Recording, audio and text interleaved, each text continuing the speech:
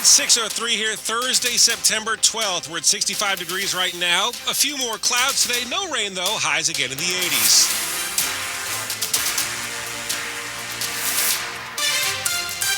Good morning. I'm John Domen. I'm John Aaron. The top local story we're following this hour, the veteran D.C. police officer who was killed last month trying to retrieve a loaded gun that a suspect tossed in a storm drain will be laid to rest today.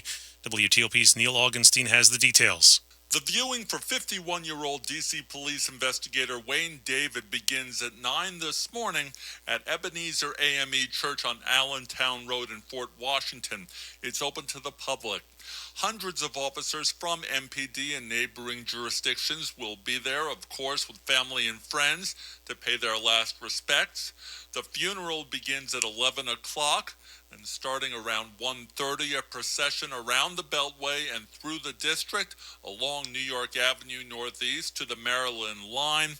Then about 3 this afternoon, Officer Wayne David will be laid to rest at Fort Lincoln Cemetery in Brentwood, Maryland. Neil Augenstein, WTOP News. And the man who police say tossed the gun was in federal court Tuesday.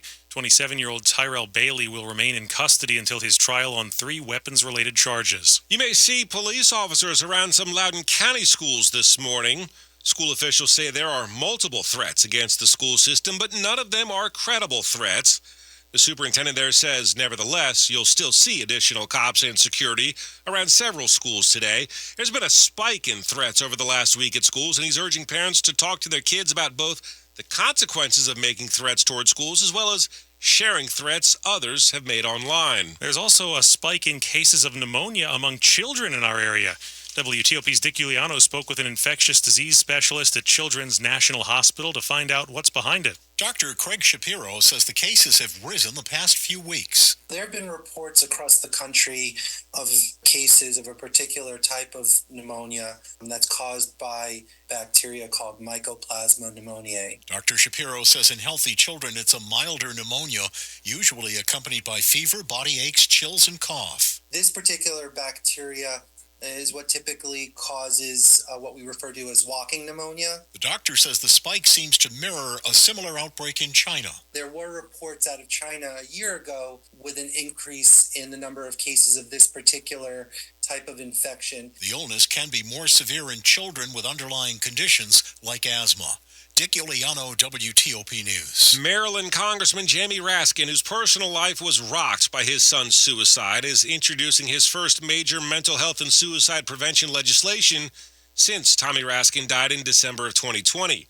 The Stabilization to Prevent, or STOP Suicide Act, would create a grant program to expand the use of evidence-based models to help people with serious thoughts of suicide. Maryland Matters reports the bill also has a Republican sponsor, Congressman Don Bacon of Nebraska. Raskin has spoken frequently about the loss of his son, a Harvard Law student who had long battled depression, especially during the loneliest days of the COVID-19 pandemic. And if you or someone you know needs help, the 988 Suicide and Crisis Lifeline provides free and confidential support for people in distress 24/7. Again, you can reach them at 988 or at 988lifeline.org. If you're lining up your fall calendar, Mount Vernon has a lot of events with a historic theme. Fall is the most amazing time of the year to come visit. Julie Almasy, Vice President for Media and Communications at George Washington's Mount Vernon, said one of the most popular events is this weekend with the Colonial Market and Fair. You get to go to an entire fair and market, and it's just dozens of artisans and lots of wares for sale and entertainment and that kind of thing. At George Washington's estate, there's a full schedule this fall, including Halloween-themed events for all ages. We have trick-or-treating at Mount Vernon on October 26th. So people can come and collect candy. There's a costume parade, magic and puppet performances. Find the full schedule at WTOP.com. Valerie Bonk, WTOP News. Coming up on WTOP, it looks like retirees are not getting much of a raise in 2025. Traffic and weather's in 30 seconds.